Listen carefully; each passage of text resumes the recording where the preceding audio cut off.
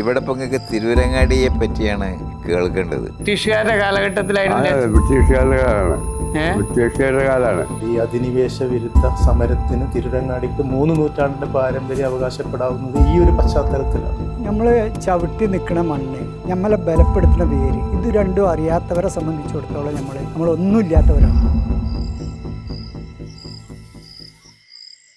ഇന്ന് 2026 ഓഗസ്റ്റ് 15 തിരൂരങ്ങാടിക്കാരുടെ കൂടെ ഞാനും 80ാമത് ഇന്ത്യൻ സ്വാതന്ത്ര്യദിനം ആഘോഷിക്കുകയാണ്. 1920 1947 കാലഘട്ടത്തിൽ നടന്ന സ്വാതന്ത്ര്യ സമരത്തെക്കുറിച്ചാണ് ഇന്ന് എല്ലാവരുടെയും മനസ്സിൽ. Jallian Walabagh, sepoy revolt, non cooperation movement, civil disobedience, quit India movement ഉൾപ്പെടെ നമ്മൾ ഓർക്കുമ്പോൾ തിരൂരങ്ങാടിയിൽ നടന്ന ചരിത്ര നിമിഷങ്ങൾ നമ്മൾ ഓർക്കാറുണ്ടോ? ചരിത്രകാരിൽ നിന്നും ബ്രിട്ടീഷ് ഇന്ത്യയിൽ ജനിച്ചു വളർന്ന ഇന്ന് ജീവിക്കുന്ന തിരൂരങ്ങാടിക്കാരിൽ നിന്നും നമ്മുടെ മണ്ണിൻ്റെ അധിനിവേശ പോരാട്ട ചരിത്രം മനസ്സിലാക്കാൻ. ചേരനാട് എന്നാണ് തിരൂരങ്ങാടി അറിയപ്പെട്ടിരുന്നത്. തിരൂരങ്ങാടി ഉൾപ്പെടുന്ന പ്രദേശം, തിരൂരങ്ങാടി മാത്രമല്ല. 1783 തിരൂരങ്ങാടിയിൽ വെച്ച് ഒരു യുദ്ധം നടക്കുന്നുണ്ട് ബ്രിട്ടീഷുകാരുമായിട്ട്. അത് അധികം ആൾക്കാർക്കും അറിയില്ല. ആ യുദ്ധത്തിൽ ടിപ്പു സുൽത്താൻ തോൽക്കുകയാണ്. സത്യത്തിൽ ടിപ്പു സുൽത്താൻ മലബാറിൽ ആദ്യമായിട്ട് ചെയ്യുന്ന യുദ്ധമായിരുന്നു. അങ്ങനെ മുന്നോട്ട് പോകുന്ന കാലഘട്ടത്തിലാണ് 1792 ശ്രീരംഗപട്ടണം ഉടമ്പടിയിലൂടെ മലബാർ ബ്രിട്ടീഷുകാർക്ക് കൈമാറാൻ ടിപ്പു സുൽത്താൻ നിർബന്ധിതനായത്. അങ്ങനെ നിർബന്ധിതനായപ്പോൾ യഥാർത്ഥത്തിൽ ടിപ്പുവിൻ്റെ കോട്ട സ്വാഭാവികമായിട്ട് ബ്രിട്ടീഷുകാരെ കയ്യിൽ വന്നു ചേർന്നു. ആ കോട്ട പൊളിച്ച കല്ലുകൾ കൊണ്ടാണ് യഥാർത്ഥത്തിൽ പിൽക്കാലത്ത് ബ്രിട്ടീഷുകാർ ഇന്നത്തെ ഹുജൂർ കച്ചേരി നിർമ്മിക്കുന്നത്.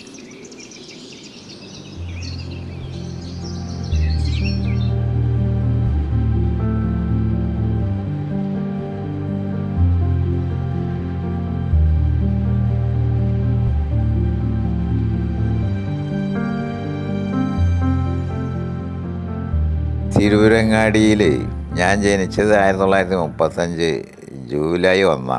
എനിക്കിപ്പോൾ 91 വയസ്സ് കഴിഞ്ഞ ജൂലൈയിൽ. ഇവിടെ ചരിത്രം പറയുന്നത് 921 മലബാർ കലാപം മുതൽക്കാണ്. ഈ വീട് നിർമ്മിപ്പിച്ചത് എൻ്റെ വല്യപ്പൻ കൊണ്ടച്ചൻ പറമ്പിൽ കുഞ്ഞിപ്പോക്കരാജിയാണ്. 1900 മുമ്പ് 1800 ആയിരിക്കണം ഈ വീട് നിർമ്മിച്ചത്. 921 മലബാർ കലാപം വന്നപ്പോൾ ഖിലാഫത്ത് പ്രസ്ഥാനത്തിൻ്റെ സെക്രട്ടറി ആയിരുന്നു എൻ്റെ വല്യപ്പ. മലബാർ കലാപം എന്ന് പറയുന്നത് ഒരുപക്ഷെ ഈ ഒന്നാം സ്വാതന്ത്ര്യ സമരം 1857 കലാപത്തിന് ശേഷം ബ്രിട്ടീഷ് ഇന്ത്യ കണ്ട ഏറ്റവും ജനകീയമായിട്ടുള്ള സായുധ സമരമാണ്. മലബാർ കലാപം സത്യത്തിൽ, അല്ലെങ്കിൽ മലബാർ സമര സത്യത്തിൽ ഒരു ത്രിവേണി സംഗമമാണ്. 3 പ്രസ്ഥാനങ്ങൾ സമഞ്ജസമായി സമ്മേളിച്ചതിൻ്റെ അനന്തരഫലമാണ് മലബാർ കലാപം. അതിൽ ഒന്നെന്ന് പറയുന്നത് ടെനൻസി മൂവ്മെൻറ്റ്, കുടിയായ്മ പ്രസ്ഥാനം. 2 പറയുന്നത് ഗാന്ധിജിയുടെ നേതൃത്വത്തിലുള്ള നോൺ കോപ്പറേഷൻ അല്ലെങ്കിൽ നിസ്സഹകരണ സമരം. 3 പറയുന്നത് ഈ പറയുന്ന തുർക്കിയുമായി ബന്ധപ്പെട്ടിട്ടുള്ള ഖിലാഫത്ത് പ്രസ്ഥാനം. ഇതിനകത്ത് ആദ്യം വരുന്നത് ടെനൻസി മൂവ്മെൻ്റാണ്. ടെനൻസി മൂവ്മെൻ്റ് എന്ന് പറയുന്നത് കുടിയായ്മ പ്രശ്നം. ഈ കുടിയായ്മ പ്രശ്നത്തിന് ഒരു നൂറ്റാണ്ടിലധികം പഴക്കമുണ്ട്. ഇപ്പോൾ ടിപ്പു ഇവിടെ കൊണ്ടുവരുന്ന റവന്യൂ പരിഷ്കാരങ്ങളുണ്ട്. ആ പരിഷ്കാരങ്ങളൊക്കെ തന്നെ ടെനൻസിന് അല്ലെങ്കിൽ പങ്ക് കൃഷിക്കാർക്ക് അല്ലെങ്കിൽ കുടിയാന്മാർക്ക് അനുകൂലമായിട്ടുണ്ട്. എന്നാൽ അവർ ഉൽപ്പാദിപ്പിക്കുന്നതിൻ്റെ പകുതി അവർക്ക് വെക്കാമെന്നുള്ള ഒരു സംവിധാനമായി. പക്ഷേ ടിപ്പുവിൻ്റെ കയ്യിൽ നിന്നും മലബാർ ബ്രിട്ടീഷുകാർ ഏറ്റെടുക്കുന്നതോടുകൂടി ആ ടെനൻസിന് അനുകൂലമായിരുന്ന ആ റവന്യൂ പരിഷ്കാരം എടുത്തു കളയുകയും വീണ്ടും പഴയ ജന്മിമാർക്ക് അനുകൂലമായിട്ടുള്ള റവന്യൂ പരിഷ്കാരങ്ങൾ, തെറ്റായ റവന്യൂ നയങ്ങൾ ആവിഷ്കരിക്കപ്പെടുകയും ചെയ്യും. അപ്പം അതിനെതിരായിട്ട് നിരന്തരമായി 19ാം നൂറ്റാണ്ടിൽ ഉടനീളം കലാപങ്ങൾ നടക്കുന്നുണ്ട്. ഞാൻ പറഞ്ഞു വരുന്നത് അങ്ങനെ ഒരു ടെനൻസി മൂവ്മെൻറ്റ് ഇവിടെ 19ാം നൂറ്റാണ്ടിൽ തന്നെ സജീവമാകുന്നുണ്ട്. അതിൻ്റെ ഒരു ആത്യന്തികമായിട്ടുള്ള അവസാന അധ്യായം മാത്രമാണ് മലബാർ കലാപം. അപ്പോൾ ആ ടെനൻസി മൂവ്മെൻറ്റിന് അല്ലെങ്കിൽ അത്തരത്തിലുള്ള കുടിയാന്മാരുടെ പ്രശ്നങ്ങൾ ഏറ്റെടുത്തത് ഈ പറയുന്ന തിരൂരങ്ങാടിക്കടുത്ത മമ്പുറത്തെ തങ്ങളായിരുന്നു എന്നുള്ളത് കൂടെ കാണുക. അതുകൊണ്ടാണ് തിരൂരങ്ങാടിക്ക് ഒരു 3 നൂറ്റാണ്ടിൻ്റെ എങ്കിലും പാരമ്പര്യമുണ്ട്. ഈ അധിനിവേശ വിരുദ്ധ സമരത്തിന് തിരൂരങ്ങാടിക്ക് 3 നൂറ്റാണ്ടിൻ്റെ പാരമ്പര്യം അവകാശപ്പെടാവുന്നത് ഈ ഒരു പശ്ചാത്തലത്തിലാണ്. ആ ഒരു കാലം മുതൽക്ക് തന്നെ തിരൂരങ്ങാടി ഒരു രണഭൂമിയായിട്ടുണ്ടായിരുന്നു. ആ രണഭൂമി ആണ് അവസാനം 1921 വലിയ ഒരു പൊട്ടിത്തെറിയുടെ വക്കിലേക്ക് കൊണ്ടുവരപ്പെടുന്നതെന്നാണ്. പിന്നെ ഖിലാഫത്തും കോൺഗ്രസും കൈകോർത്താണ് അന്ന് പോയിരുന്നത്. അപ്പോൾ ഗാന്ധിജി ഖിലാഫത്ത് കമ്മിറ്റിയെ പ്രോത്സാഹിപ്പിച്ചു. പെരിന്തൽമണ്ണെന്ന് MP നാരായണ മേനോന്, കട്ടിലശ്ശേരി മുഹമ്മദ് മൗലവി തുടങ്ങിയ നേതാക്കൾ ഇവിടെ വന്ന് ഈ വീട്ടിൽ ഒരു ദിവസം താമസിച്ച് പാപ്പാൻ്റെ കൂടെ ഭക്ഷണം കഴിച്ച് പാപ്പാനെ ഇവിടെ കോൺഗ്രസിൻ്റെ സെക്രട്ടറിയാക്കി ഈ വീട്ടിൽ വെച്ച്.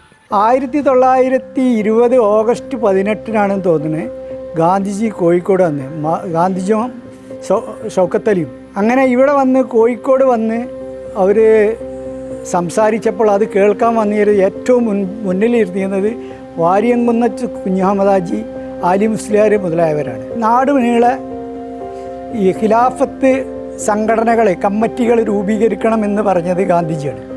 പിന്നീട് രാജ്യദ്രോഹ കുറ്റായി ബ്രിട്ടീഷുകാർക്കെതിരിൽ സമരം പ്രഖ്യാപിച്ചു കോൺഗ്രസും ഖിലാഫത്ത് കമ്മിറ്റിയും.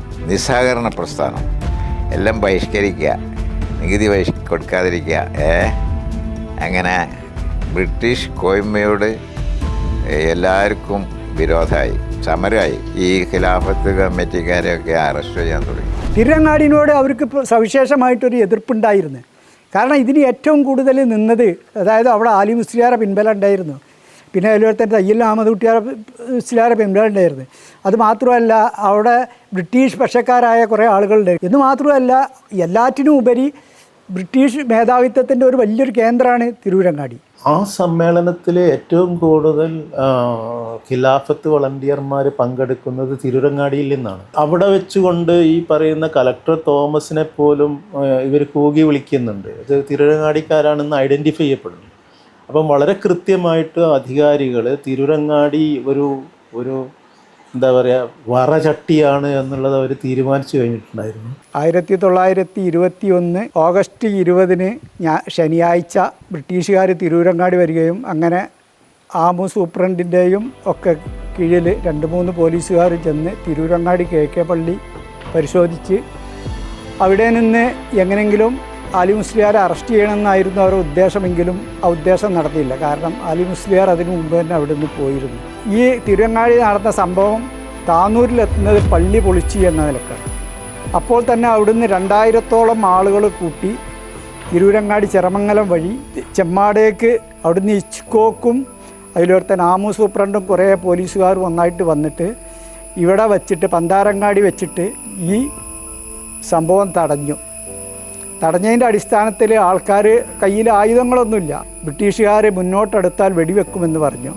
അങ്ങനെ അവർ പറഞ്ഞ മാതിരി തന്നെ ചെയ്തു. അങ്ങനെ അവിടെ 4 ആൾക്കാർ അവിടെ വീണ് മരിച്ചു, 17ഓളം ആളുകൾക്ക് പരിക്ക് പറ്റി.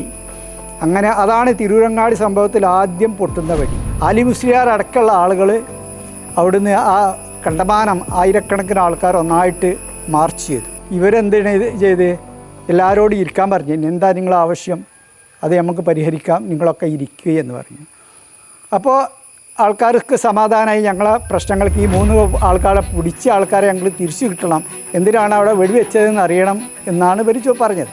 പക്ഷേ അത് കേൾക്കാൻ നിൽക്കാതെ എല്ലാവരോടും ഇരിക്കാനും പറഞ്ഞപ്പോൾ ഒരു police superintendent Rowley police officer പെട്ടെന്ന് ഫയർ എന്ന് ആജ്ഞാപിക്കുകയും അതിൻ്റെ അടിസ്ഥാനത്തിൽ തുരുതുര വെടിവെക്കുകയും ചെയ്തു. അതിൽ ആളുകൾ ഒന്നായിട്ട് ഈ വെടികൊണ്ട് വീണ് 20ഓളം ആളുകൾ അവിടെ വെടികൊണ്ട് വീഴുന്നുണ്ട്. ഇതാണ് സത്യത്തിൽ മലബാർ കലാപത്തിന് തുടക്കം കുറിക്കുന്നത്. അതാണ് പിന്നീട് ആലി മുസ്ലിയാരെ അറസ്റ്റ് ചെയ്യാൻ ഈ പറയുന്ന ഓഗസ്റ്റ് 30 കിഴക്കേ പള്ളി വളയുകയും അപ്പോൾ രാത്രി വൈകുന്നേരമാണ് എത്തുന്നത്. തിരിച്ച് അവർ പറയുന്നത് ഞങ്ങൾ രാവിലെ ആകുമ്പോഴേക്ക് അറസ്റ്റ് വരിക്കാൻ തയ്യാറാണ്. പക്ഷെ അവർ വെയിറ്റ് ചെയ്യുന്നില്ല. അതിനു മുമ്പ് വെടിയുതിർക്കുക, ആരാണ് വെടിയുതിർത്തതെന്നൊന്നും അറിയുന്നില്ല. ആരാടൻ മൊയ്തീൻ എന്നൊക്കെ പറയുന്ന അവർ വെടിയേറ്റ് മരിക്കുന്നുണ്ട്, സംഘർഷം ഉണ്ടാകുന്നുണ്ട്, 10-17 പേര് മരിക്കുന്നുണ്ട്. അതിനുശേഷമാണ് രാവിലെ ഈ 47 പേരെയും ആലി മുസ്ലിയാരെയും അറസ്റ്റ് ചെയ്തു. എൻ്റെ ഉപ്പാപ്പ 12 കൊല്ലം ജയിലിൽ കിടന്നു, രാജദ്രോഹ കുറ്റം ചുമത്തിയിട്ട്. ജീവപര്യന്തം തടവായിരുന്നു. കണ്ണൂർ ജയിലിൽ, പിന്നെ അധികം ബെല്ലാരി ജയിലില്ല, മൈസൂർ സ്റ്റേറ്റിലെ ബെല്ലാരിയിലായിരുന്നു അധികകാലം ജയിൽവാസം അനുഭവിച്ചത്. 12 കൊല്ലം കഴിഞ്ഞപ്പോൾ ജയിൽ മോചിതനായി. എന്തോ ഒരു ഇളവ് കൊടുത്തതാന്ന് തോന്നുന്നുണ്ട്, വിക്ടോറിയ രാജ്ഞിയുടെ രജത ജൂബിലി എന്തോ ഒന്നിനോടനുബന്ധിച്ച്. സംഭവം അവസാനിച്ചെങ്കിലും ജനങ്ങൾ ധൈര്യത്തോട് കൂടിയിട്ട് ഉജൂർ കച്ചേരിനെ കേന്ദ്രീകരിച്ച് ഉജൂർ കച്ചേരി തകർക്കാനും വേണ്ടിയിട്ടുള്ള ശ്രമം നടക്കുന്നതായിട്ട് ബ്രിട്ടീഷ് പോലീസുകാർക്ക് തോന്നി. അപ്പോൾ അതുകൊണ്ട് തന്നെ അന്ന് രാത്രി, ശനിയാഴ്ച രാത്രി എങ്ങനെ നേരം വെളുപ്പിച്ചിട്ട് പിറ്റേന്ന് നേരം വെളുക്കുമ്പോൾ ഈ അറസ്റ്റ് ചെയ്ത ആളുകളെ, പന്താരങ്ങാടിയിൽ നിന്ന് അറസ്റ്റ് ചെയ്ത ആളുകളെ കൂട്ടിയിട്ട് അവർ പരപ്പനങ്ങാടിക്ക് നടന്നു. പരപ്പനങ്ങാടിക്ക് നടന്നപ്പോൾ അവർക്ക് പോകാൻ സാധിക്കണില്ല. കാരണം വെച്ചിട്ടുണ്ടെങ്കിൽ ആൾക്കാരൊക്കെ രോഷാകുലരായി. ഈ അതിൻ്റെ റെയിൽപാളങ്ങളൊക്കെ മുറിച്ച് കളഞ്ഞിക്കണേ, കമ്പിയില്ലാ കമ്പി, ടെലഗ്രാമിൻ്റെ കമ്പികൾ മുറിച്ച് കളഞ്ഞിക്കണേ. അങ്ങനത്തെ ഒരു അവസ്ഥ ആയപ്പോൾ എന്താ വെച്ചാൽ ഇവർ റെയിൽ വഴി നടക്കാൻ തുടങ്ങി. ഈ ആളുകളായിട്ട് നടക്കാൻ തുടങ്ങിയപ്പോൾ അവരെ എതിരിടാൻ ശ്രമിച്ച 70ഓളം ആൾക്കാർ അവിടെ മരിച്ചു പോയി. അങ്ങനെ അവർ പിറ്റേന്ന് അന്ന് രാത്രി 2 മണിക്ക് എങ്ങനെയൊക്കെ അവിടെ നിന്ന് നടന്ന് 2 മണിക്കാണ് അവർ യഥാർത്ഥത്തിൽ കോഴിക്കോട് എത്തുന്നതെന്നുള്ളത് ഇച്ച്കോക്കിൻ്റെ മലബാർ റെബല്യനിൽ പറയുന്നുണ്ട്. അങ്ങനെ ഈ സംഭവത്തിന് ശേഷം തിരുരങ്ങാടി ആകെ കലങ്ങി മറിഞ്ഞതിന് ശേഷം ജനങ്ങൾ ചിലർ കൊള്ള നടത്താൻ തുടങ്ങി, ചിലർ കൊലപാതകം നടത്താൻ തുടങ്ങി. എല്ലാ അനാശാസ്യ പ്രവണതകളും അവിടെ തുടങ്ങിയ സമയത്ത് പെട്ടെന്ന് ഇത് കണ്ടു നിൽക്കാൻ ആലി മുസ്ലിയാർക്ക് സാധിച്ചില്ല. ആലി മുസ്ലിയാർ സാധിക്കാതായപ്പോൾ ഇന്ന് മുതൽ നമ്മൾ ഏറ്റെടുക്കും ഈ ഭരണം എന്ന് പറഞ്ഞിട്ട്, അതായത് നാട് ബ്രിട്ടീഷുകാർ വരുവോളം ഈ നാടിൻ്റെ നിയന്ത്രണം എന്തെങ്കിലും ഒന്ന് ചെയ്യണമല്ലോ. അപ്പോൾ അത് വിചാരിച്ചിട്ട് ആലി മുസ്ലിയാർ രംഗത്തിറങ്ങി. ആലി മുസ്ലിയാറെ സന്തത സഹചാരികളെ വിട്ടിട്ട് ഓരോ വീടുകൾക്കും, അതായത് ബ്രിട്ടീഷ് അനുകൂല വീടുകൾക്കും ഹിന്ദു വീടുകൾക്കൊക്കെ സംരക്ഷണം കൊടുത്തു. ഈ മലബാർ കലാപകാലത്ത് സായന്മാരെ എറിഞ്ഞു കൊന്നുകണു. ഒരു സായിവ് മോട്ടോർ ബൈക്കിന് വന്നതായിരുന്നു. അപ്പോൾ ഈ ബൈക്കിന് അയാൾ മടങ്ങി. അപ്പോൾ ബൈത്തലം എറിഞ്ഞ് എറിഞ്ഞ് പുഴവക്കത്ത് പുഴേൻ്റെ അവിടെ നിന്ന് അങ്ങോട്ട് പിന്നെ വണ്ടി പോകില്ലല്ലോ, അവിടെ ഇട്ട് എറിഞ്ഞ് ആളെല്ലാം കൂടെ ചുറ്റി എറിഞ്ഞ് അതിൽ ഒരാളെ എറിഞ്ഞ് സായിവ് വീണു, പിന്നെ എറിഞ്ഞ് കൊന്നു. അങ്ങനെ ഒരു സംഭവം കഴിഞ്ഞിരിക്കുന്നു. അതിൽ കുറേ കഴിഞ്ഞതിൻ്റെ ശേഷം ഒരു തന്നെ പൊക്കി എൻ്റെ ഏറിന സായിവ് വീണതെന്ന് പറഞ്ഞ് അവനെ പിടിച്ച് അറസ്റ്റ് ചെയ്ത് ആ തന്നെ പൊക്കിയില്ല. അങ്ങനെ ഒരു സംഭവം കഴിഞ്ഞിട്ടുണ്ട്. ഓഗസ്റ്റ് 30-ന് പട്ടാളം വീണ്ടും വന്നിട്ട് മമ്പുറം പള്ളിക്ക് ചുറ്റും, മമ്പുറം പള്ളിയിലായിരുന്നു ആലി മുസ്ലിയാരുണ്ടായിരുന്നത്. മമ്പുറം പള്ളിക്ക് ചുറ്റും കിടങ്ങ് കയറിയിട്ട് ആൾക്കാരെ ഒക്കെ, ബാക്കിയുള്ള ആൾക്കാരൊക്കെ അകറ്റി നിർത്തിയിട്ട് പള്ളിക്ക് അഭിമുഖമായിട്ട് പീരങ്കി നിരത്തിയിട്ട് ഒന്നുകിൽ ആലി മുസ്ലിയാർ കീഴടങ്ങുക, അല്ലാന്നുണ്ടെങ്കിൽ പള്ളി തകർക്കുമെന്ന് പറഞ്ഞപ്പോൾ ആലി മുസ്ലിയാർ അവിടുന്ന് കൊടിയെടുത്തിട്ട് 37 അനുയായികളോടൊപ്പം പുറത്ത് വന്നിട്ട് അവിടെ വെച്ചതിന് ശേഷം പിന്നെ മൂപ്പര് അവിടുന്ന് കോയമ്പത്തൂർ കൊണ്ടുപോയിട്ട് തൂക്കിക്കൊല്ലുകയാണ് ചെയ്യുന്നത്. 1922-ലാണ് തൂക്കിക്കൊല്ലുന്നത്.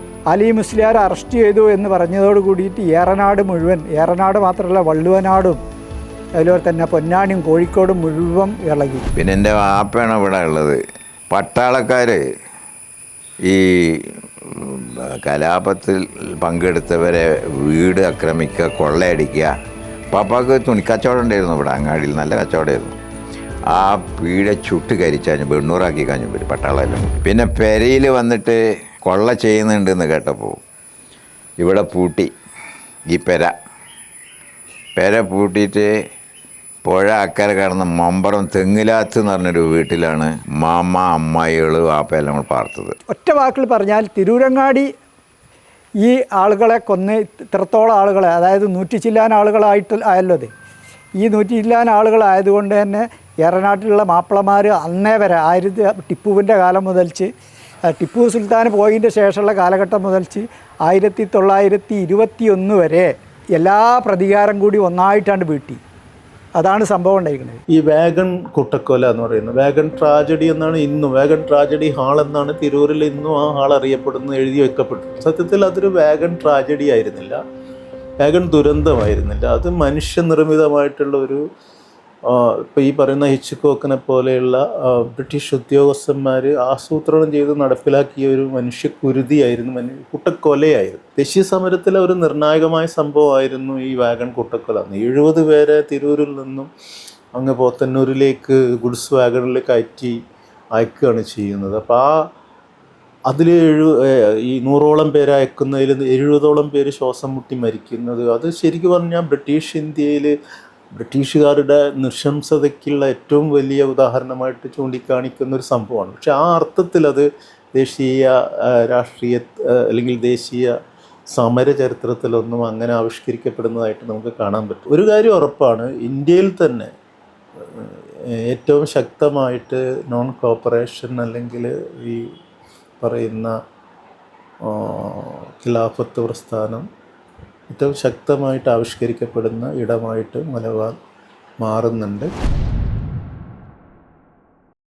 നമ്മൾ 1921 കലാപത്തിന് ശേഷം നമ്മൾ രക്ഷപ്പെട്ടു എന്ന്, നമ്മൾ ബ്രിട്ടീഷുകാരെ തോൽപ്പിച്ചു എന്ന് പറയുമ്പോഴും ഏറ്റവും കൂടുതൽ അതിൻ്റെ കെടുതികൾ അനുഭവിച്ചതും അതിൻ്റെ എല്ലാ ബുദ്ധിമുട്ടുകളും അനുഭവിച്ചതും മാപ്പിളമാരാണ്. ഒരു തരം അരക്ഷിതാവസ്ഥയിലാണ് ജീവിച്ചത് എന്ന് മാത്രമല്ല, 1921 കലാപം കഴിഞ്ഞു.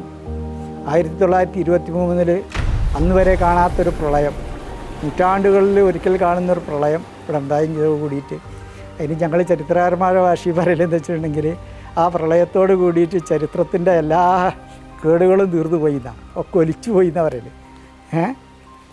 പക്ഷേ യഥാർത്ഥത്തിൽ അരക്ഷിതരായിരുന്നു അവിടെ.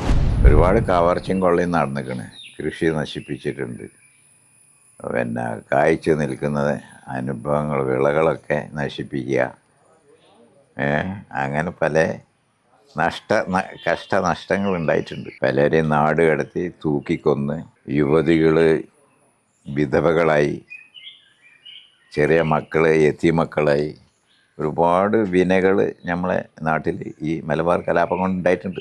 22 ജനുവരി ഫെബ്രുവരി ഒക്കെ ആകുമ്പോഴേക്ക് അതിഭീകരമായിട്ട് കലാപത്തെ അടിച്ചമർത്തുന്നു.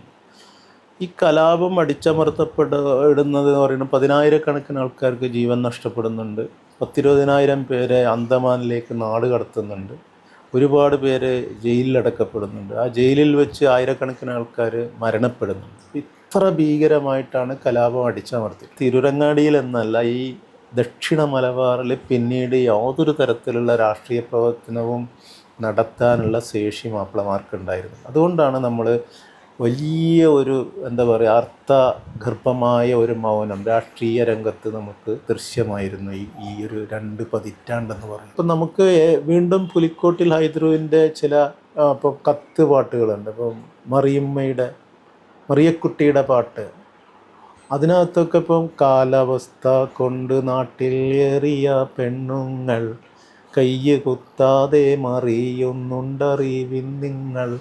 ഇത് പറയുന്നത് എന്താണ്? ഈ കയ്യുത്താതെ മറിയാന്ന് പറയുന്നത് അവർ സ്വയം വിൽക്കാൻ പോലും തയ്യാറാവുന്ന ഒരു ഭീകരാവസ്ഥ മലബാറിൽ, ദക്ഷിണ മലബാറിൽ ഉണ്ടായിരുന്നു എന്നുള്ളതാണ്. തിരുവങ്ങാടിയിൽ ഇതുകൊണ്ട് ഏറ്റവും വലിയൊരു ഗുണം കിട്ടിയത് എന്താ വെച്ചിട്ടുണ്ടെങ്കിൽ, MKG അന്ന് ജനങ്ങളെ പുനരുദ്ധരിക്കാനും വേണ്ടിയിട്ട് 1947 മുമ്പാണെന്ന് തോന്നുന്നു, അവിടെ ഒരു നൂറുൽ ഇസ്ലാം മദ്രസ എന്നുള്ള ഒരു മദ്രസ ഉണ്ടായിരുന്നു. ആ മദ്രസ കേന്ദ്രീകരിച്ച് അനാഥകളെ, അതായത് മലബാർ കലാപത്തിൽ മരിച്ച കുട്ടികളെ പുനരധിവസിപ്പിക്കാനും വേണ്ടിയിട്ടുള്ള ഒരു പദ്ധതി. MKGയുടെ 2.5 വയസ്സുള്ളപ്പോഴാണ് അദ്ദേഹത്തിൻ്റെ ഉപ്പ മരണപ്പെടുന്നത്. അപ്പോൾ ആ ഉമ്മക്ക് അവരെ പോറ്റാനൊന്നും കഴിയാത്ത ഒരു സാഹചര്യത്തിൽ അവിടെ ഉമ്മ അവരുടെ നാടായ തിരുരങ്ങാടിയിലേക്ക് മാറി താമസിക്കുകയായിരുന്നു. 1921 കാലഘട്ടം അദ്ദേഹം ആ സമയത്ത് ഈ മലബാർ കലാപത്തിലൊക്കെ പങ്കെടുക്കുകയും ആ രീതിയിലുള്ള കാര്യങ്ങളൊക്കെ നടത്തി വരുന്ന സമയത്ത് അദ്ദേഹം പിന്നെ ഇത് കുറച്ച് ഈ ബ്രിട്ടീഷുകാരുടെ നോട്ടപ്പുള്ളിയായി മാറി. അപ്പോൾ ആ സമയത്ത് അദ്ദേഹത്തിൻ്റെ ഇവിടെയുള്ള ആളുകൾ നീ ഇവിടുന്ന് എങ്ങനെയെങ്കിലും ഇവിടുന്ന് നാട് വിട്ടു പോകണം, അല്ലാതെ ഇവിടെ നിന്നാൽ നിന്നെ അവർ ഏതായാലും പിടിച്ചു കൊണ്ടുപോകുന്നുള്ളതിൽ എത്തിക്കഴിഞ്ഞപ്പോൾ മദ്രാസ്, ഇന്നത്തെ ചെന്നൈ അന്നത്തെ മദിരാശിയാണ്. അങ്ങനെ മദിരാശിയിലും അദ്ദേഹത്തിന് യാതൊരു ഒന്നും അറിയില്ല. കാരണം എന്തൊക്കെ ചെയ്യാമെന്നുള്ള, അപ്പോൾ ഇവിടെ നാട്ടിൽ ചെയ്ത ഒരു ചെറിയ ആ ഒരു അപ്പങ്ങളും മറ്റതൊക്കെ കൊണ്ട് വിറ്റുള്ള ആ കാര്യം അതുമാതിരിയുള്ളൊരു കച്ചവടം അവിടെയും അങ്ങനെ അലുവയും ഇതൊക്കെ വാങ്ങി വിൽപ്പന തുടങ്ങി. ഇങ്ങനെ ക്രമേണ അത് വലിയൊരു ഹോട്ടലാക്കി മാറ്റാൻ അദ്ദേഹത്തിൻ്റെ അഹമ്മദ് റെസ്റ്റോറൻറ്റ് എന്ന ഒരു ഹോട്ടലായി മാറിയത്. ഒരു 7ഓളം ഹോട്ടലുകളും അതുപോലെ ഒരു ഗോൾഡൻ ബേക്കറി എന്നൊരു ബേക്കറി, അതുപോലെ അദ്ദേഹം ബാംഗ്ലൂരും മൈസൂരും ആന്ധ്രയിലുമൊക്കെ ബേക്കറികളൊക്കെ സ്ഥാപിച്ചു. 1943 മലബാറിൽ കോളറ എന്ന മഹാമാരി പടർന്നു പിടിക്കുന്നത്. ആ സമയത്ത് അദ്ദേഹം ആ കാലഘട്ടത്തിൽ തിരുവങ്ങാടിയിലേക്ക് അങ്ങോട്ടും ഇങ്ങോട്ടുള്ള യാത്ര ചെന്നൈ മദിരാശിയിൽ നിന്ന് ഇങ്ങോട്ട് വരികയും കോളറിൽ പെട്ട് രക്ഷിതാക്കൾ നഷ്ടപ്പെട്ട പിഞ്ചു ബാലികാ ബാലന്മാരെ എടുത്ത് വളർത്തിക്കൊണ്ടാണ് തിരുവങ്ങാടിയിലെ അദ്ദേഹം ഈ ഓർഫനേജ് ആരംഭിക്കുന്നത്. അദ്ദേഹത്തിൻ്റെ തൊട്ടടുത്ത് ഈ ഓറിയൻ്റൽ ഹൈസ്കൂളിൻ്റെ അടുത്ത വീടുണ്ട്, അവിടെ തന്നെ അദ്ദേഹത്തിൻ്റെ വീട്. ആ വീട്ടിൽ വെച്ചാണ് ഈ എത്തിങ്ങാൻ ആരംഭിക്കുന്നത്.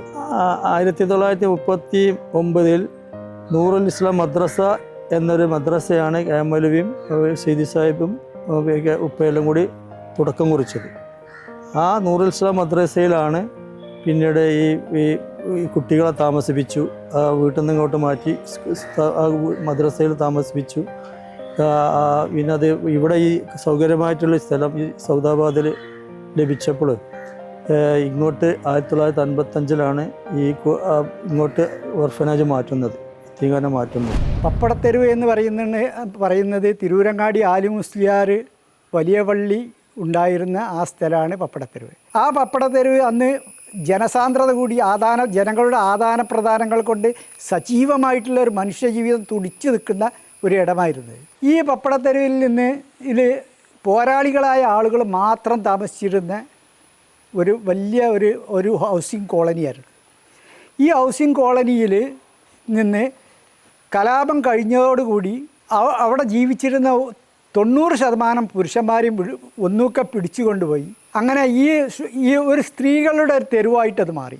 MK ഹാജി സാഹിബ് അവരെ പുനരുദ്ധരിക്കാനും വേണ്ടിയിട്ട് പപ്പടം പരത്തി വിറ്റിക്കാണ്ട് ജീവിതം മുന്നോട്ട് പോണ ഒരു അവസ്ഥയ്ക്ക് അത് വന്നു. അങ്ങനെ ആ പപ്പടം പരത്തി വിറ്റുകൊണ്ടും അതിലൂടെ തന്നെ പപ്പടം എന്ന് പറയുന്നത് അവർ ഏറ്റവും കൂടുതൽ വിപണനം ചെയ്തിരുന്ന അവിടെ പപ്പടം പരത്തി വിറ്റിരുന്ന സ്ഥലമായിരുന്നു. അങ്ങനെയാണ് അവർ ആ ജീവിതത്തെ തിരിച്ചു പിടിച്ചത്. കറുത്തേമാട്ടിൽ ആമിന എന്ന് പറഞ്ഞിട്ടൊരു സ്ത്രീ ഉണ്ടായിരുന്നു, അവരെ പ്രത്യേകം അടയാളപ്പെടുത്തണം. അവരാണ് ഈ സ്ത്രീകൾക്കൊക്കെ നേതൃത്വം നൽകിയിരുന്നത്. അതാണ് അറിഞ്ഞിടത്തോളം എന്നെ സംബന്ധിച്ചിടത്തോളം തിരുരങ്ങാടി കേന്ദ്രീകരിച്ച് ഒരു കലാപകാരികളെ അതേ മട്ടിൽ അവിടെ ഒരു സേവനം ചെയ്ത സ്ത്രീ കറുത്തേമാട്ടിൽ ആമിനയായിരുന്നു. Long years ago, we made a tryst with destiny, and now the time comes when we shall redeem our pledge, not wholly or in full measure, but very substantially. At the stroke of the midnight hour, when the world sleeps, India will awake to life and freedom. ഞാൻ 6ാം class പഠിക്കുന്ന കാലത്താണ് 1947 August 15 സ്വാതന്ത്ര്യം കിട്ടിയത്. ആ കൊല്ലം ഒരു റമദാനായിരുന്നു. അവിടെ ഇവിടെ school റമദാനക്ക് പൂട്ടും. അപ്പോൾ സ്കൂളിലെ ആഘോഷങ്ങളൊന്നും ആദ്യത്തെ സ്വാതന്ത്ര്യത്തിൽ നിന്ന് ഇവിടെ നമ്മളെ സ്കൂൾ നടന്നില്ല, അടുത്ത കൊല്ലം നടന്നിരുന്നു.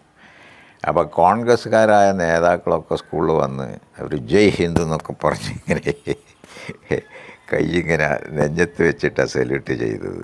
ജയ് ഹിന്ദ് എന്ന് പറഞ്ഞിട്ട് പതാക ഉയർത്തലൊക്കെ ഉണ്ടായിരുന്നു, മിഠായി വിതരണം ഒക്കെ ഉണ്ടായിരുന്നു. സ്വാതന്ത്ര്യം കിട്ടി 47 ഞാൻ സ്വാതന്ത്ര്യം കിട്ടിയത് മാഷാണ്, ഒരു LP സ്കൂളിലെ മാഷാണ്, ട്രാലി AMLPയിൽ. ആ സ്കൂളിൽ നിന്ന് കുട്ടികളെ കൊണ്ടുപോയി മിഠായിയൊക്കെ കൊണ്ടുപോയി കൊടുത്ത് ഓർമ്മ.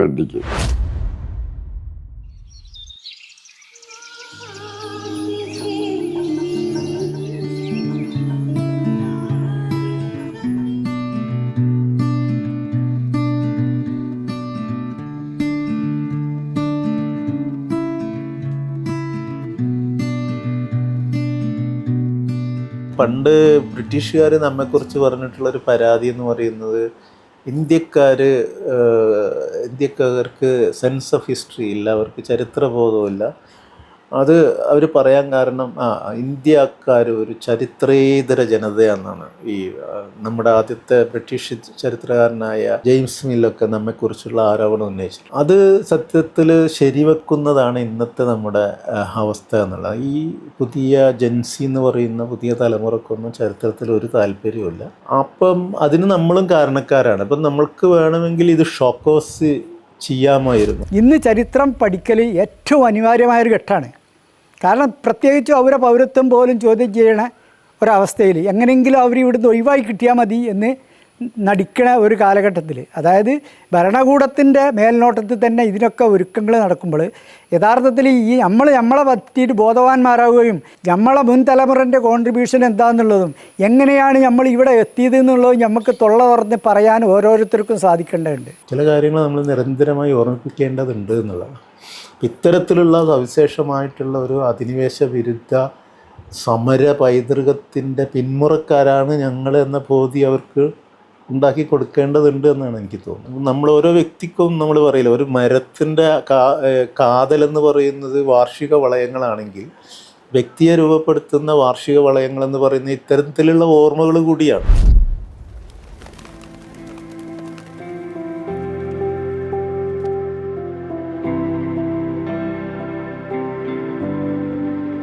ഞങ്ങളുടെ യാത്ര ആരംഭിച്ചത് തിരൂരങ്ങാടിയുടെ സ്വാതന്ത്ര്യ ചരിത്രം അറിയാനായിരുന്നു.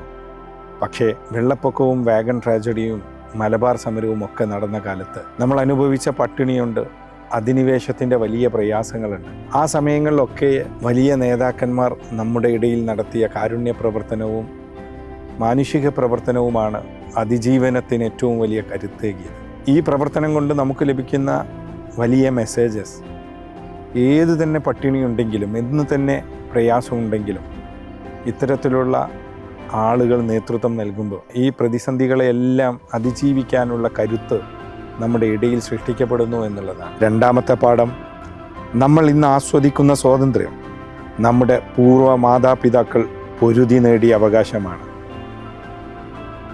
മൂന്നാമത്തേത്, നമ്മുടെ മണ്ണിൻ്റെ കഥകൾ നമ്മൾ ഉൾക്കൊള്ളുമ്പോൾ നമ്മുടെ ഭാവി സുന്ദരമായ ദിശയിലേക്ക് വളരുക തന്നെ ചെയ്യും.